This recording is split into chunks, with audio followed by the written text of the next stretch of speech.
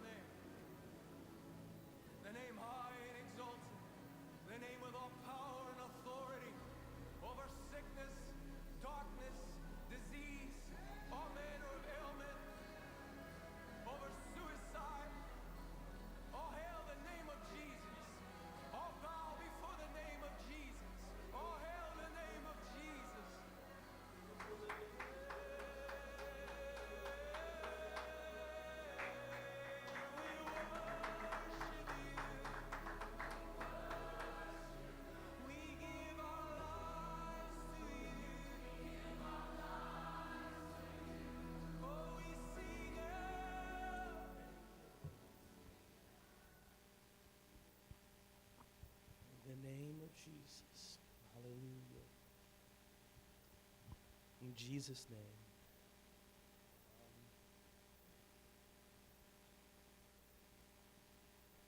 So, I'm going to give a couple of just introductory notes. One, I want to share, we're going to be talking about Christmas this evening. We'll be talking about Christmas, the holiday, and how we relate to not just Christmas, but holidays in general as Christians. Two, I want to give you a warning. There's a lot of verses tonight. A lot of the verses. I'm giving you that heads up, but that's all right. It's Bible study. We love the Word of God. And I want to start with an opening question. This is not a trick question. This is 99% for my own curiosity. I'm just wondering. I've asked two people already, why do you, if you do put up a Christmas tree, why do you put up a Christmas tree? This is not a trick question to condemn anybody. It's not one of those things. It's okay. Yes. Tradition. That's the same answer I got from two other people. So far, 3 people have said tradition. Yes. So 3 people so far said that the reason why they hang up a Christmas tree is just tradition. Just what we do as a culture is something that just happens. Anybody else have another reason why they hang up a tree? You said what? History. So, yeah, that could be a reason, certainly for some people. And the reason I asked with this question because somebody brought this to my attention. I didn't know this was a group. Apparently, there are some Christians who their express purpose of hanging up the Christmas tree was with the intention of worshiping Jesus with it. That's weird to me. I'm like, I've never heard of a Christian say that. For everybody I know, a Christmas tree is basically just because you're American and it's just American tradition. That's it. Okay, so that's as I thought. Okay, so that's good. But apparently there are some groups that are of that mindset. If so, then that's wrong. Okay, so, but we are entering into the holiday season, and I'm sure we all have at least one friend on social media, whether it's Facebook or whether it's Instagram. We have that one person that posts on Facebook, Christmas is pagan, and if you're a follower of Jesus, you don't need to have a Christmas tree in your house or wreaths and all that. We all have that one person on social media, and you could be that person on social media. I don't know. You just well might be. I want to say this. I am not making a defense for Christmas, how it's practiced. That's not what I'm doing. I'm not particularly festive, and I don't hang up a Christmas tree myself. And it's not for religious reasons. I don't care for the holiday much.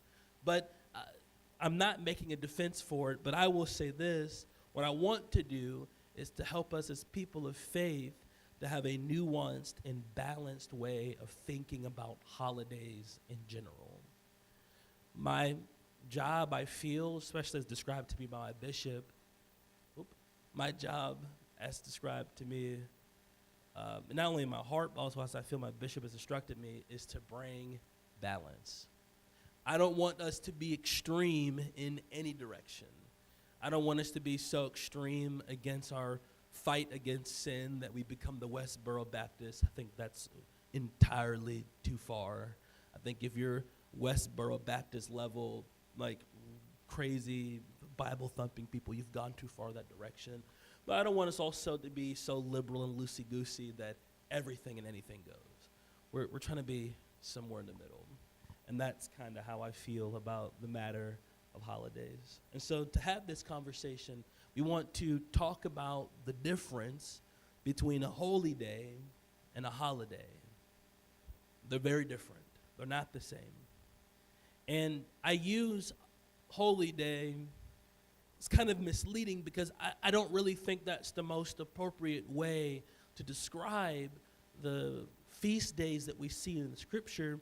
The Bible has a phrase for those. It's called appointed times. The Hebrew word for that in the singular is moed, or the plural is moedim. And so there are times that have been appointed by God. These are times that are designated by God by command, and they are for us. And you could think of them as temples in time. If you think about a temple is a physical space that if you go there, you have the confidence that you will encounter God in that space. It's what the tabernacle was for the children of Israel in the wilderness. In the time of Solomon, that's what the temple was there. And so it's, if I go to this physical place, I know that God is going to meet me there. For a lot of us, that's church. Sorry for the voice crack. I am on the other side of a sickness, so I must sound like I'm in the middle of puberty a couple times, but that's all right. I assure you, I'm fine. But in the same way you can go to a place and meet God, the Bible seems to indicate that we can have these designated times where God is going to meet us. I think for most people, when we think about holy days or appointed times, what comes to mind for a lot of us are the feast days. And so, quick quiz, how many feast days are there? Nope. Somebody said it. Don't be shy. 7. There are 7 of them, yes. Now, there are more appointed times than 7. And so there's lots of times that God has appointed for a special purpose. And so we'll talk about those. So aside from the 7 feast days, we also have other appointed times. And so let's talk about a couple of those. Let's look at Leviticus chapter 23. Leviticus chapter 23. And I might actually want to start at the first verse. Christian, could you make that happen?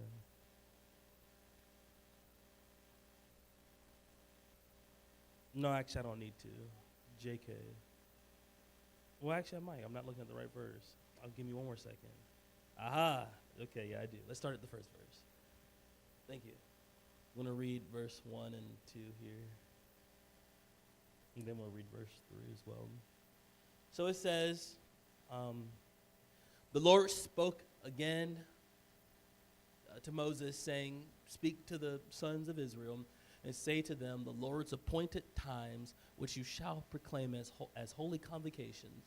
My appointed times are these. So he begins to list these. And he actually starts with the Sabbath day. He says, for 6 days you work, and work may be done, but on the 7th day there is a Sabbath of complete rest, a holy convocation, and you shall not do any work. It is a Sabbath of the Lord in all of your dwellings. Which is interesting.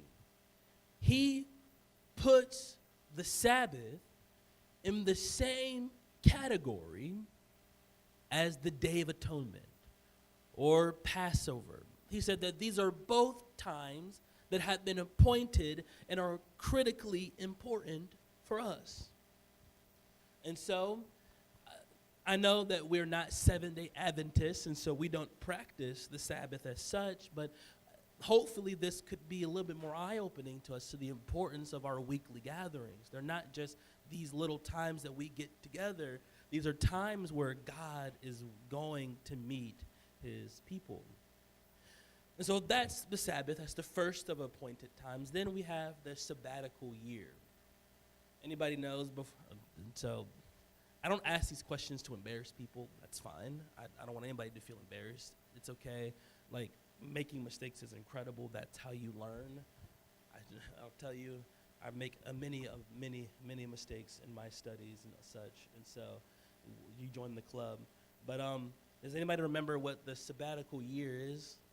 Off the top of your head. It's in Leviticus, so if you don't know, that's fine. Most of us skip Leviticus anyway. Yes? How often? Yes. So every 7 years, it was a Sabbath year, and what they would do is they would give the ground a break.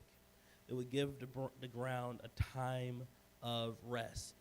So let's look at Leviticus 25. I'm not going to read the whole portion. I'll just read the beginning part of it here, and then we'll stop. But Leviticus 25, it says, "And the Lord spoke to Moses at Mount Sinai, saying, Speak to the sons of Israel and say to them, when you come into the land which I shall give to you, the land shall have a Sabbath, the Lord." That's interesting.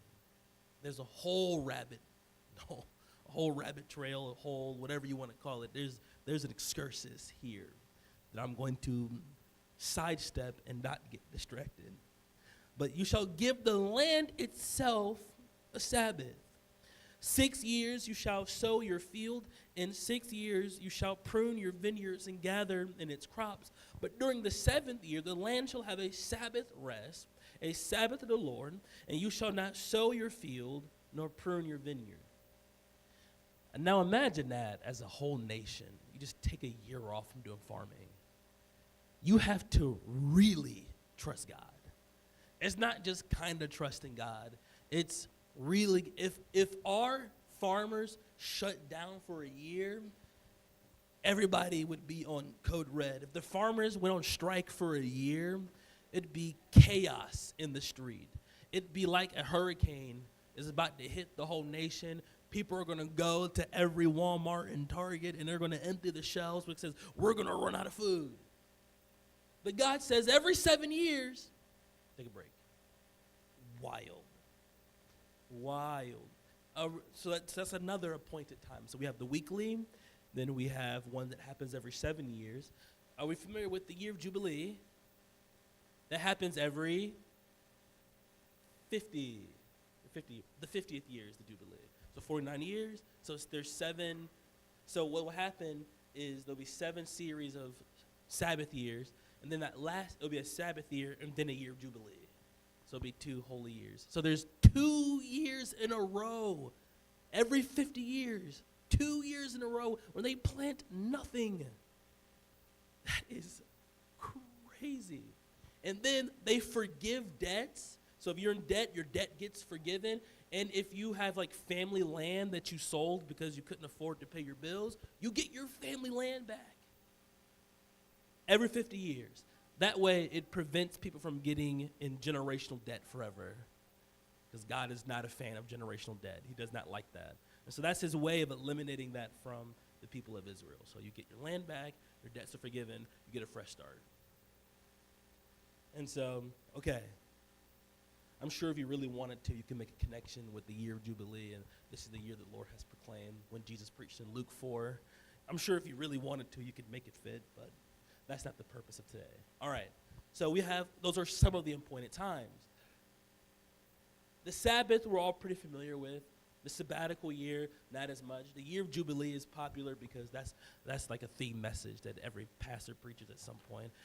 We're all going to have our year of Jubilee at some point. Or an organization that's been around for 50 years, or a church that's 50 years old. It's our year of Jubilee. You know, it's that thing, all right? And so we're a little bit more familiar with that one. But now we're going to talk about our feast days. Can somebody name all 7?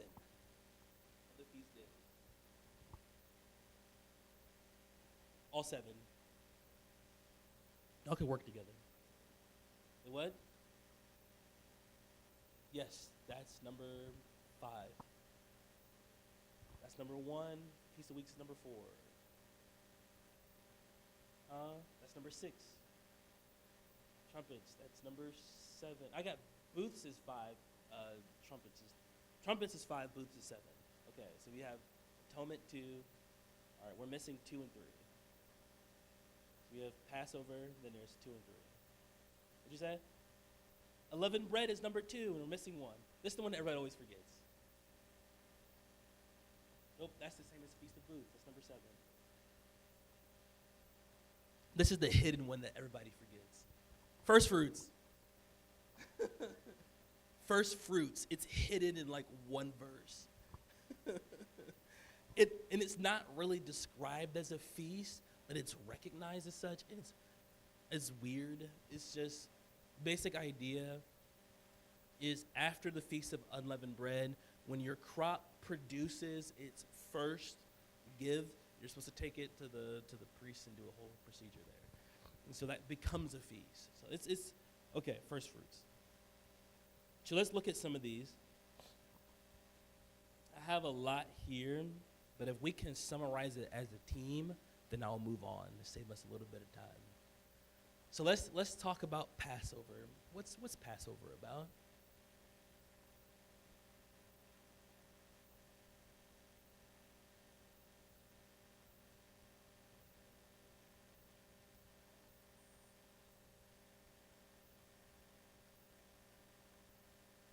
Very detailed. Very good. Right? So it's called the Paschal Lamb. And so this is the time when they were enslaved in Israel, and God is like, hey, I'm going to do this great delivering service, and everything's going to be incredible. You're going to be totally delivered, and the bondage that you were in for 400 years, you're going to be set free, and this is an incredible moment. Incredible for some, horrific for others, but, incredible one way or another. It was an incredible evening that I'm sure has reverberated through generations. This is the feast of Passover. This is known most notably, there's like lamb that they'll eat, special lamb, and God prescribes that you eat the bitter herbs with the lamb, and also you have to be dressed when you practice Passover, because you have to be ready to get out. Yes. Pentecost and the Feast of Weeks are the same thing. Pentecost has 3 names: Pentecost, Feast of Weeks, and Shavuot. They're all the same thing. Yes. Is the Hebrew name Shavuot? Yeah, they're all the same thing. They're all interchangeable. Yeah. Okay, so then there's unleavened bread. Unleavened bread. What is unleavened bread about?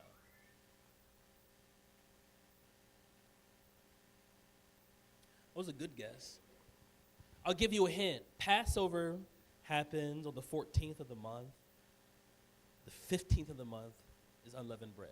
So they're related. Yes. It separates the leaving of Egypt, right? Because they didn't have time to bake their bread, so they had unleavened bread without the yeast in it. They couldn't wait for it to rise, so they have this unleavened bread. And so that's the idea behind that. So that's one is commemorating the night where the angel passed over. The other one is their actual departure. And so Passover is one evening. Unleavened bread is a week-long celebration. So for a week, you get all the leaven out of your house. All of it is gone, and you're eating unleavened bread. Anybody had tried unleavened bread before? I've not tried it, but I hear it's not very appetizing. But it's okay. It's for the celebration. Okay. So the 2 feasts that we talked about so far is in Leviticus 23. So for your reference, that'd be verses 4 through 8 to cover what we've discussed so far. Then there's first fruits, which is this is much, I want to try to not give my secular reasoning behind this, because some things in the Old Testament makes me think very much academically, so I'm trying not to do that. It is not uncommon for people groups in that region of the world and that time to have agricultural feast. This is very much an agricultural feast. This is the first thing that my field, my crop has produced this year, and so I'm going to bring it to the priest. Let's read this one actually, because it's a little bit less familiar. Leviticus 23, look at verse 10. It says, "Speak to the sons of Israel and say to them, when you enter the land which I'm going to give you to reap and to harvest it, then you shall bring in the sheaf of the first fruit." Sheaf is a measurement. "The first fruits of your harvest to the priest, shall wave it before the Lord for you to be accepted. And on the day after the Sabbath, the priest shall wave it. Now on the day when you wave the sheaf, you will offer a male, one lamb, a male that's 1 year old without defect, for a burnt offering to the Lord. Its grain offering shall then be 2/10 of an ephah of fine flour mixed with oil, and offering by fire to the Lord for a soothing aroma. With it, its drink offering, 1/4 of hin of wine, until this same day until you have brought in the offering of your God. You shall eat neither bread nor roasted grain nor new growth. It is a perpetual statute throughout your generations and all your dwellings. So you can't eat until God get his, right? You be careful. You make sure that God gets his. There's a lot of offerings that actually happen, so it's very liturgical in nature. And so the Feast of Weeks is, ironically, the one that's called Pentecost, is rather unremarkable in the Old Testament, at least by our standards. There's lots of sacrifices, like we just read. Is sacrifice this sort of animal, has to be this old and this amount. So it's that whole iteration again, so I won't repeat that to you. But this one happens in the middle of the summer, so this is about May, June-ish time, and that's when we have this here. So we have our spring. So the first three are spring sacrifices. Pentecost is a summer sacrifice. Then we move on to the fall time. And so everything is very much around the time of year, right? And so there's barley in one season, then there's grapes and olives in another season. And so depending on the season, there's like rice is in one, barley's another, then grapes and fruits. Like summer is like fruits and whatnot. And so depending on the time of year, it depends what they would bring to the priest. And so here's the Feast of Trumpets. This is the Feast of Trumpets. She's very passionate today. Leviticus 23. It says this. I think this one's a little less known, and so I want to take a little bit of time to read this one. It's not very many verses. It says, "Speak to the sons of Israel, saying, in the 7th month on the first of the month, you shall have a rest and a reminder by blowing the trumpets, a holy convocation. You shall not do any laborious work, but you shall present offering by fire to the Lord." So this one is a singular day. It's like a Sabbath day, basically. They get an extra Sabbath day. When you hear the trumpet, you stop, slow down, and know that rest is coming. I'm sure if you go Google the Feast of Trumpets, you will see something about the rapture and the final trumpet, and you're getting rest. That would be some association. It is not uncommon for people to lay out the 7 feast days and say, this is church history unfolding, and this is the part that you're in, and the Day of Atonement is this. And I don't know if that's how that's meant to be read, but, I mean, have at it. You're welcome to read it. At least now you know the feast, so you know what people are talking about. So there you go. The Day of Atonement is Yom Kippur. This is a very big deal. Very big deal. This sacrifice process is actually a lot more involved.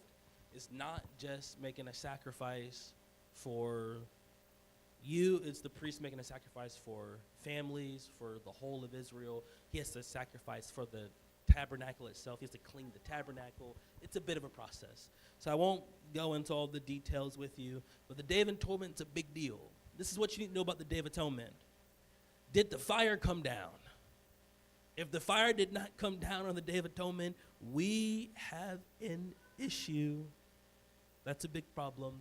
We're looking for the fire to come down, and we're looking for a time of fasting and humbling ourselves. And this is the time where the sin of Israel is pushed back for a year. So this is critical. If the Day of Atonement is not taking place, then judgment is liable for the people. And if you read Deuteronomy, it ends with a list of blessings and curses. You are entitled to these curses if you're in a condition of being judged. And so nations overrunning you, you being put into captivity, all those sorts of things. You don't want that to happen. So Day of Atonement is very important. Last one here. It's the Feast of Tabernacles or Booths, known as both. This one is interesting because they make little tents and then they sleep in tents for a week. And it's really cool. It's supposed to remind them of the time they spent in the wilderness and how God was faithful to them. And so Leviticus 23, looking at verse 34, to speak to the sons of Israel, saying, on the 15th day of this 7th month, notice that all these happen in the 7th month. So it wraps up pretty quick here. This is the Feast of Booths for 7 days to the Lord. And on the first day, a holy convocation. You shall do no laborious work of any kind. And for that 7 days, you shall present an offering by fire to the Lord. And on the 8th day, you shall have a holy convocation. Excuse me. and present an offering by fire to the Lord, and is an assembly, and you shall do no laborious work. So it starts with the big feast and ends with the big feast. And you bring sacrifices every day. So a lot of sacrificing. So between the Sabbath, the sabbatical year, and the Jubilees, and then we also have the 7 feasts, we have 10 total appointed times in the Bible. These are times that were designated by God. And you would see in several of these, if you read this carefully, you'll see these go on perpetually. These goes on perpetually. And so that has caused concern from some. I'm sure you know some people like this who they follow Jesus, their Messiah, yet they believe that we need to keep the feast days. Have you met somebody like that? That they're Christian, but that you think you should keep the feast days? I know those sort of people. They can be a bit rough, depending. Messianic Jews. This is called the Hebrew Israelites. They'll do that too. It's just there's a group of people who want to bring both of these together, and there's a rationale that I get, but the question that we need to ask before we move on, the last thing I want to address, then we're going to talk about holidays, because this is about holidays ultimately. I want to create the contrast. You have to know which ones are sanctioned by God.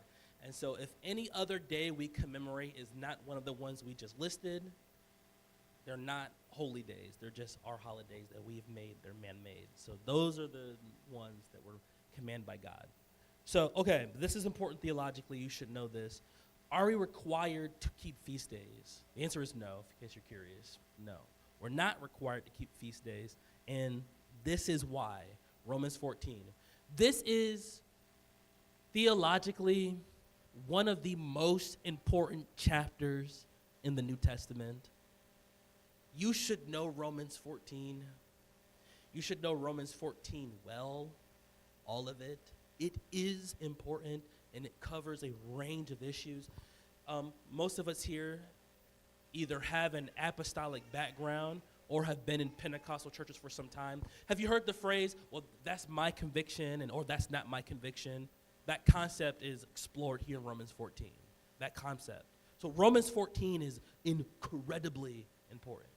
You need to know Romans 14. Okay, I've said that like 7 times, so hopefully you got the picture. Study the chapter. We're just going to look at the beginning part of it. It says, I want to clarify, Paul's using some interesting language. He's calling some people weak in faith and strong in faith. He says that the Jews are weak in faith and the Gentiles are strong in faith. That's how he's describing it. So you know what he's talking about. Okay. Now, accept the one who is weak in faith, but not for the purpose of passing judgment on his opinions. One person has faith that he may eat all things, but he who is weak eats vegetables only. This is Paul being hyperbolic. The Jews didn't just eat vegetables, they ate other things. But he's being hyperbolic, and a part of the weak, strong language is the power dynamic that happened in Rome. There was an expulsion of Jews that happened in Rome, so the church used to be predominantly Jewish, then it became predominantly Gentiles, and then the Jews tried to come back, and so there was a power differential. And so the Gentiles had more power in the church, so they were the strong, and the weak were the Jews. Okay, so that's the cultural context and where this language is coming from. If you want a good book on this, it's called Reading Romans Backwards by Scott McKnight. Incredible book. Highly recommend. Reading Romans Backwards by Scott McKnight. It's a good book. Okay. Verse 3, the one who eats is not to regard with contempt the one who does not eat. And the one who does not eat is not to judge the one who eats, for God has accepted him. So basically what's happening is the Jew and Gentiles are fighting. They're like, hey, the Jew said, you don't eat kosher, you're going to burn in hell. And the Gentiles are like, you have that stupid Jewish faith, and you're weak. And I'm going to eat whatever I want. See this pork? I love ham. Like, that's what was happening. And it was a problem. And Paul was like, you guys are going to kill me. They were at each other. They were fighting bad. It was getting real ugly. Mamas were getting called out and everything. It was rough. Okay. So Paul says, who are you to judge the servant of another? To his own master he stands or fails, and he will stand, for the Lord is able to make him stand. Now look at this. This is another issue they were fighting about. One person regards one day above another, and another regards every day alike. The Jehovah's Witness, in their version of the Good World translation of GWT, they have like a weird version of this, and they say that this is why they don't celebrate birthdays and stuff or whatever, because all days are alike or something like that. Each person must be fully convinced in his own mind. He who observes the day observes it for the Lord, and he who eats does for the Lord and give thanks to God. And he who eats not the Lord, he does not eat and give thanks to God. Okay, so the concept is, now this is unpopular opinion, but I think this is the best interpretation of Romans 14. Are you forbidden from practicing the Mosaic law? No. There's a group that would say that if you practice the Mosaic law, that you are abusing grace and now you're heaping condemnation on yourself. That's a poor reading of the Bible. That's not true. You are capable of practicing the Mosaic law. That's not the problem. It's when you go to the Mosaic law for your salvation. That's the issue. And so Paul's conclusion is if you read to the end of Romans, I won't go there. We'll stop there for this section here. But he says if you go to the end of Romans 14, Paul's conclusion is if God convicts you to practice the feast days, then do it. But if he doesn't convict you, then don't. And if he does convict you, then okay, you have it as your faith. Don't go around policing everybody to get them doing what God has told you to do. That's the moral of the story. And so this is what they were failing to understand. And so if your question is to me, Pastor, do I need to keep the feast days of the Old Testament? My response would be, has God convicted you? And you say, well, he hasn't. Well, then that's your answer. Well, then what if he does? Okay, well, we'll bind together. We'll do some research. I'll figure out how you can practice it because obviously you can't give sacrifices anymore, right? You can't do those. So there's some changes that be made. But if God convicts you that way, then I won't stand in the way of God's conviction. But I'll say this, don't become a Judaizer and try to force it on other people, because then I'll get like Paul in Galatians, and Paul was very angry in Galatians, and so we don't want to see that version of pastor. So let's leave that in Galatians. And so if you ever get convicted to practice any of these sorts of things, I will support you. But the moment you cross the threshold and try to make everybody else practice the law, I'm gonna have a problem with that. And I'm gonna get very Galatians and intense, but it'll be out of love and protection for the flock. Okay. Holy days. Any questions? That took me exactly 30 minutes. I'm not too mad about that, actually. And I'm like halfway through. Well, that was perfect timing. Good. Any questions? Okay. Yes.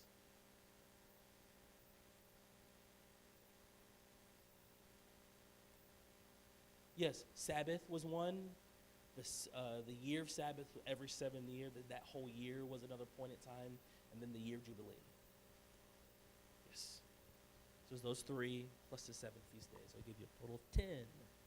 If you know anything about the Bible, 10 is a very significant number. There's some numbers that have great significance in the Scripture. 3 is associated with testing. 40 is associated with testing. 7 is a number of completion. So is 10 and 12.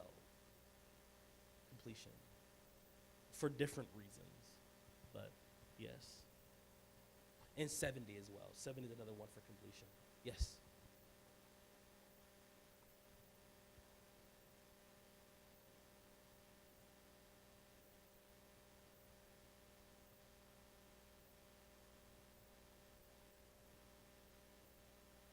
So the same advice applies. So the one spouse that does, Paul talks about this too, especially in that case because it's really intimate.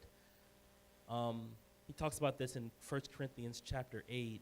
We're going to read that later if we have time. But it talks about eating, same thing about eating, except it's about meat that's offered to idols.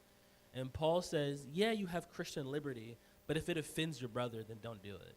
And so if one spouse is wanting to practice a feast day, it won't kill the partner to allow them to do that just one. That's uh, 7 days, 14. It's probably about 20 days out of the year, a little over 20, where they'll be practicing this at 365.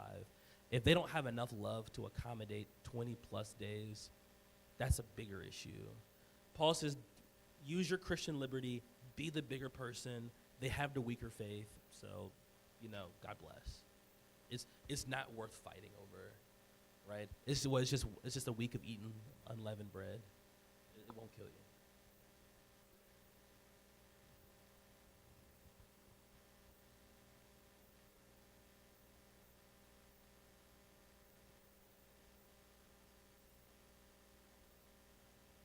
Okay.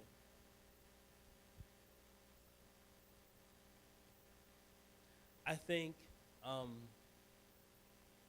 there's very similar sort of like undercurrent to it, right?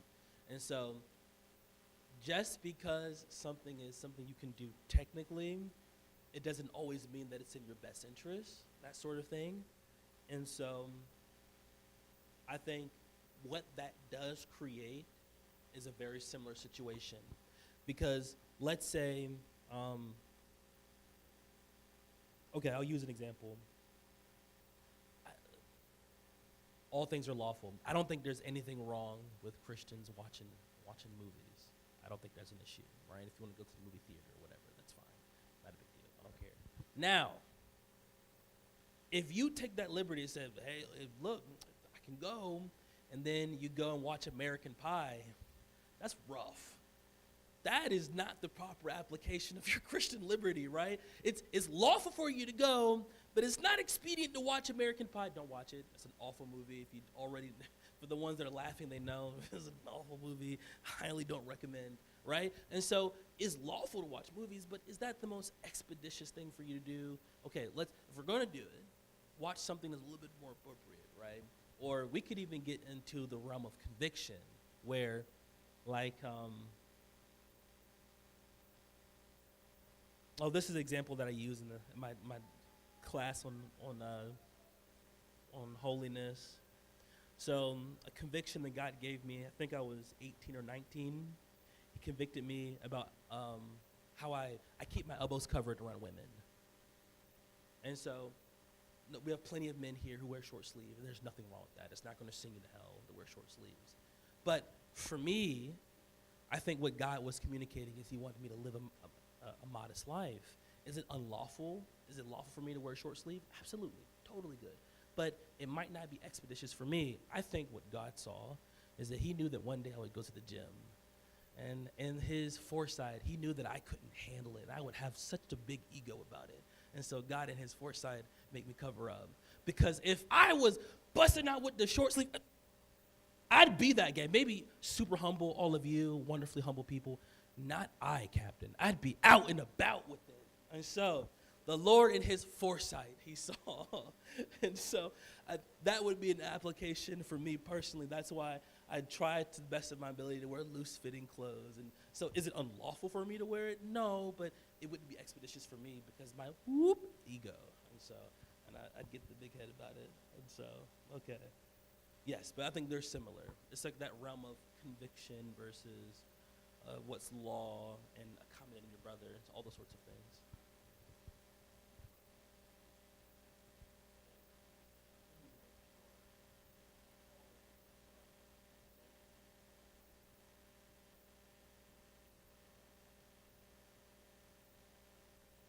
Yes.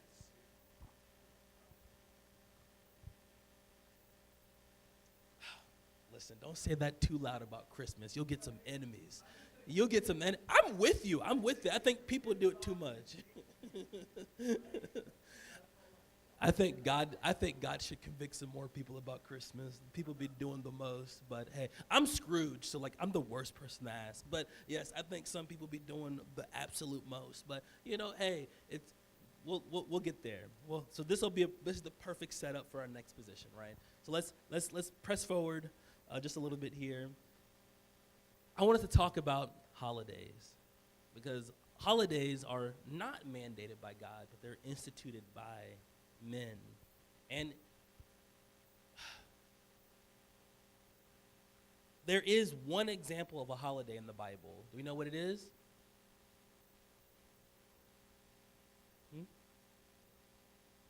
No, that's the Greek name for Passover. Yes, Purim. Purim is in the book of Esther. Purim is a holiday that Jews celebrate to this day that they started in the book of Esther. It's a holiday. It's not a feast day. Some people think Purim is a feast day. It's not. It's a holiday. Esther chapter 9, verse 20. Then Mordecai, he recorded these events, and he sent letters to all the Jews who were all in the province of King Artaxerxes. I'm going to use a different pronunciation, Artaxerxes.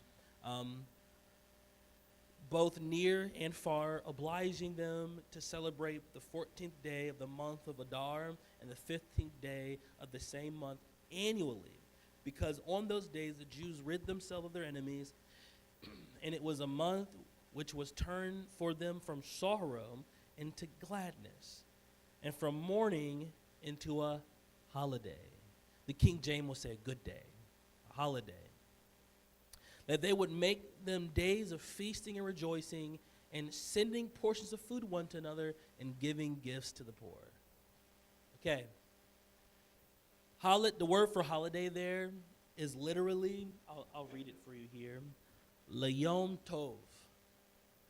Yom Tov means day of good. So biblically, a holiday is a day of good. Something good happened this day, and it's worth commemorating. Something here is such an incredible event that unfolded that it's something that ought to be remembered. And for the Jews, almost getting wiped out and surviving, probably good to remember.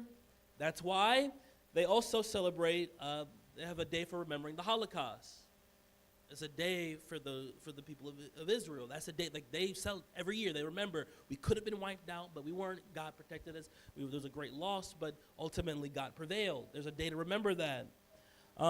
There's another Jewish holiday. Do we know it? They made? It's a Hanukkah, right? Does anybody know the story of Hanukkah? Why do we have the story of Hanukkah? It's about the Maccabean revolt. Okay, simple. They were trying to sacrifice animals in the temple to Zeus, and the Jews were not having that. They were being occupied by the Greeks, so they rose up and fought them, and they were running out of light in a particular area, so they lit this menorah, and it lasted for 8 days. And that's why they liked the menorah. It's a whole story. I have a little summary here. Let me read this summary. In the second century BC, the Holy Land was ruled by the Seleucids. You may remember history. That was Alexander the Great had several sons, broke off into different parts, Seleucids, the Ptolemies, etc., who tried to force the people of Israel to accept Greek culture and beliefs instead of mitzvah, which is observance and belief in God. Against all odds, a small band of faithful but poorly armed Jews led by Judah, the Maccabee, defeated one of the mightiest armies on earth, drove the Greeks from the land, reclaimed the Holy Temple in Jerusalem, and rededicated it to the service of God. It was the rededication of the Second Temple is what Hanukkah is about. And the folklore about the menorah lasting all those days, we have to do a little bit of digging for that. And so, holidays are a thing. Okay, so the reason why I took time to explain that is because it is evident that God doesn't have a problem with us instituting holidays. There's no issues with that. And so we can't, on the ground of saying, well, God didn't make this day, therefore we can't have any day celebrated as such. Well, that's not true. There's plenty of days that have been instituted that God didn't start, and he seems to be okay with it. Now, this is where we start getting the nitty-gritty. I have 18 minutes. I will finish in 18 minutes, and we're going to start talking about Christmas in particular. We have a lot of friends, well, I have apparently a lot of friends on Facebook who feel like Christmas is pagan. Do we have any, have you heard any reasons why people consider Christmas pagan? What are some reasons you've heard?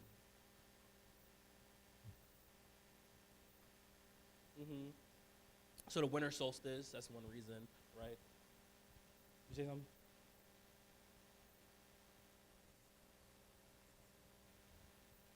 Right. It's not his actual birthday. Right. We don't worship trees. We shouldn't do that, right? Yes.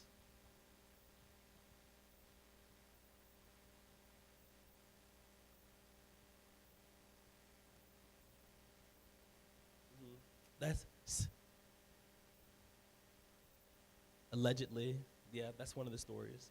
So I'm going to go through a couple of these. So there's two ways to classify the theories of why Christmas is pagan. It's because of dating and then because of practices. So let's look at dating first. So there's two holidays that were celebrated at that time, at least during the time of the Roman Empire. There was many more around the world because guess what everybody did in the winter solstice? Celebrate the turn of the corner, that wow, days are getting longer again because spring is better than winter. Everybody on the planet, everywhere, celebrated the winter solstice in one shape or another. And so I don't know if it's so much copying, or is it just the human experience that winter, we have modern technology, but if you don't have furnace and you live off the crop and it's 10 degrees outside, winter sucks. It's not great. And if you burn logs in your house, you get black lung and die. So like winter is awful. So when the corner turns and days start getting longer, because people used to watch stars so they could tell, guess what you're going to do? Rejoice. The worst part is done. It's starting to get better. Every culture, everywhere. Okay, just wanted to put that out there. But the two holidays, they say that we renamed it after. One is Saturnalia. The other one is Sol Invictus. These are Roman holidays. Saturnalia sounds like Saturn. And so they wanted to honor the god of Saturn. So basically, it was popular from the year 200 BC to 200 AD. And some would say that the Christians got into power and they want to replace this holiday. In the year 274 AD, Emperor Aurelian said, December 25th, this is the day that Sol Invictus was born. So this is what that day is about. And so some would say that Christians later came along and we renamed the day, and so now this is about Jesus, and et cetera, et cetera, et cetera. 274 AD is when that happened. That emperor made that decree. But there's some problems with that. There's some issues. First, the major argument is that there are leaders in the church who changed the day in which the people worshiped. Historically, not possible. When we think about the historical church, we're thinking about like the Catholic Church and the power that the Pope has. This would have been happening around the 4th and 5th century. The Pope, as we understand it, did not exist with that level of power yet. They were still a couple hundred years away from something like that. And so there was nobody who had the power that says, all Christians everywhere, Jesus' birthday is on the 25th. Just there was no structure within a church where that would have even been possible. So that can't be what happened. That's just not accurate. Another thing, only half of the Christians celebrated Christmas on the 25th. Do you know the other popular day for Jesus' birth? Is a well, that might be modern. That's the modern one, the historical one. How do you know that? The Armenian people still do it today. I don't know how you knew that. It's January 6th. I don't know how she knew that. She just be knowing stuff. Okay. And so in the Roman Empire, the Western Roman Empire celebrated Jesus' birthday on the 25th. The Eastern Roman Empire celebrated his birthday on the 6th of January. And so they celebrated on two different days. And so those holidays about replacing other gods would only apply to the Western part of the empire, not the Eastern. So obviously that's just not the case. That isn't accounting for all Christians. So there's at least two reasons why that's not true. And then 3, the idea that Jesus was born on the 25th predated it predated the Sol Invictus thing altogether. So one of the earliest people we know that mentioned it was Hippolytus. He was born in the late 100s and died in like early 200s, right? So he died in his 40s, 50s. And he wrote that the assumption is, for whatever reason, there's probably some old Christians and monks from the hundreds, so after year 100 and before year 200, that time period. There's probably a group of people, we don't know for sure, but somewhere around that time, from 100, 200 AD, everybody agreed that Jesus was born in the springtime. I mean, he was conceived in spring, like on the solstice. And so, if you calculate the spring, equinox, if the spring equinox is March 25th, what's 9 months from that? December 25th. So if he was conceived that day, then he was born on December. So it's not that they weren't, because the early church was not interested at all when he was born. They didn't care. They actually could care less. They wanted to know when he was conceived because they believed that the day that he was conceived is the day his crucifixion happened. So they were trying to calculate his crucifixion. That's what they were concerned with. And so 2 dates that were calculated was March 25th and April 6th. And so 9 months from both of those points will give you December 25th and January 6th. That's where the dates came from. It has nothing to do with all these different Roman sorts of things or Greek whatever. It was just a bunch of monks trying to figure out when the crucifixion happened. And so it being pagan according to dating reasons, it just historically and according to historians, that reasoning just doesn't hold up. Now, I have 10 minutes left, and this is much more complicated what I'm about to say. And so try your best to stay with me. What I'm about to say is much more complicated. So the other reason why people think that Christmas is pagan is because of some of the practices that we have, right? If you read Jeremiah chapter 10, verses 1 through 5, it says one of the pagan practices of the day were to decorate a tree with silver and gold, and that's their go-to verse, and they're like, look at it, you see, Christmas is of the devil, and they run to that. I'm like, okay, buddy, relax. So one thing that we have to be honest about is that when you look at some of the things we do for Christmas, historically, it is likely that some of the practices for Christmas were influenced by paganism. I think to suggest that none of them were would be disingenuous. And the reason why I would say that is because what the missionaries used to do when they went to other countries. Because a lot of the Christmas practices that we have, at least when it comes to like the decor and stuff like that, it comes from Germany and like Northern Europe and stuff like that. And you know what the missionaries would do? This is incredible, by the way. I don't know how they rationalize this. So they would go to a people group, figure out what their culture is, and be like, we can make that Christian, though. And so they would take the same culture and just make a Christian version of it and say, no, you don't have to stop doing any of that stuff. Jesus is okay with all that.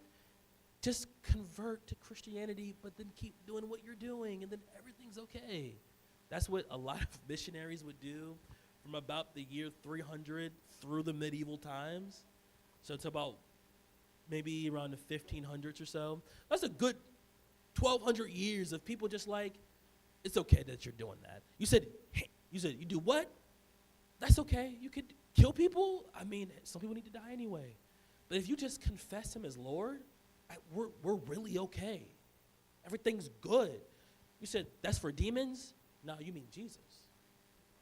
We good then, right? And so did that happen? Yes, that certainly happened. And so they would go into these areas. And another reason why they did that is because if you know anything about Northern Europe, the Europeans from that time period, they're what we call Vikings. Does anybody know about Vikings?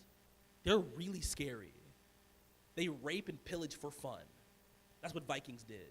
They said, I want to have fun. I'm going to go kill and rape people. That's what Vikings did. And so when the Christians met them, they're like, let's not make them angry. Let's be tactful. You said you want to burn the Yule log? Burn that log for Jesus. Go keep burning that log. And then, and so what they would do is they would convert the chief, and then the chief would say, all right, we're all Christians now, so just keep doing what you're doing, but like Jesus.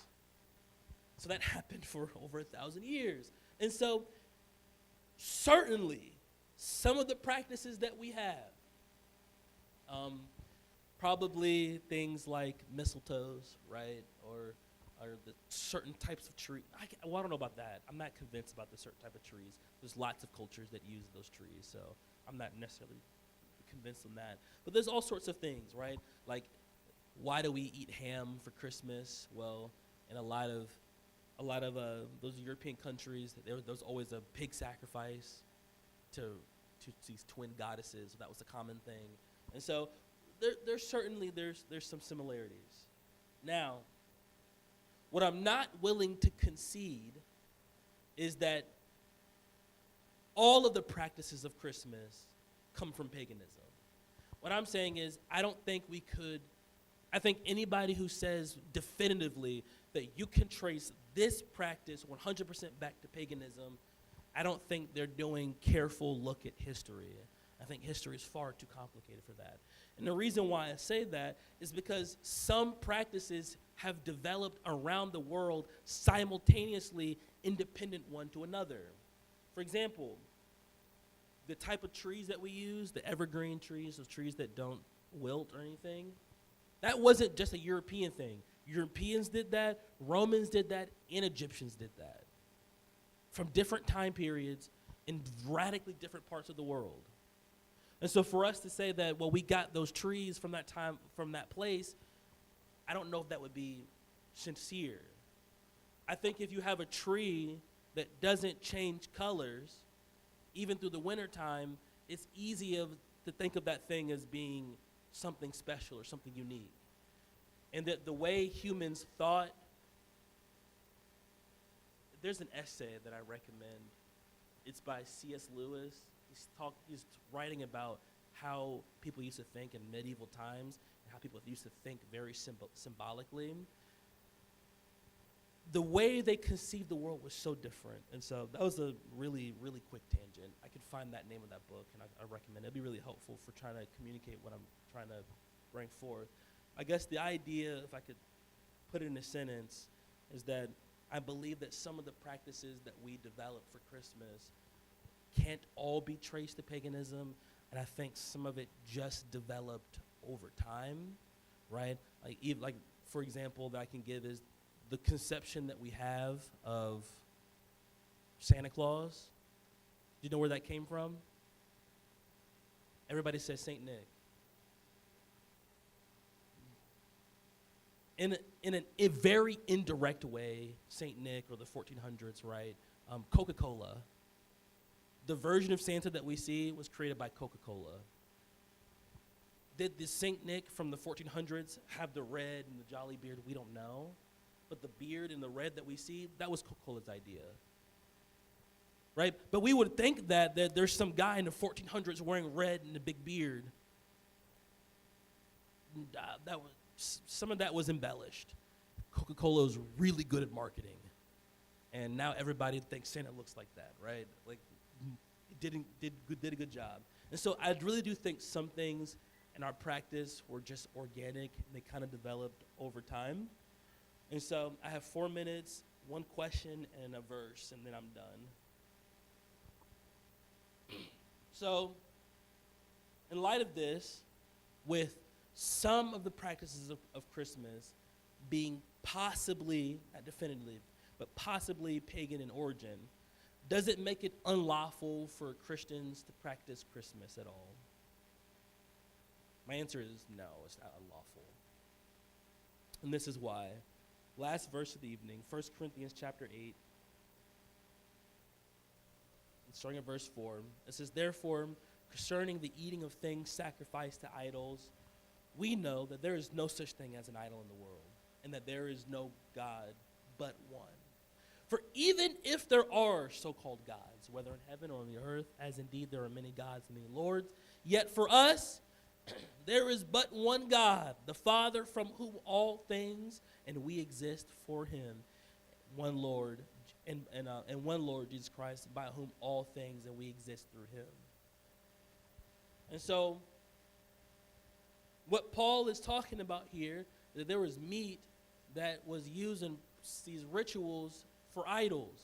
And the question that the church of Corinth asked, can we eat this? And Paul's like, yeah, you can eat it. It's not a problem for you to eat it. Then, verse 7 to 13, I'm going to summarize, is the whole idea. But there's some of you that are among you who they don't have this knowledge about who God is and his supremacy. And so they think that when you eat that meat sacrificed to idol, that you're honoring another idol. So Paul says in verse 13, if food causes my brother to stumble, I will never eat meat again, so that I will not cause my brother to stumble. If you celebrate Christmas with the tree and all that stuff, that's your business.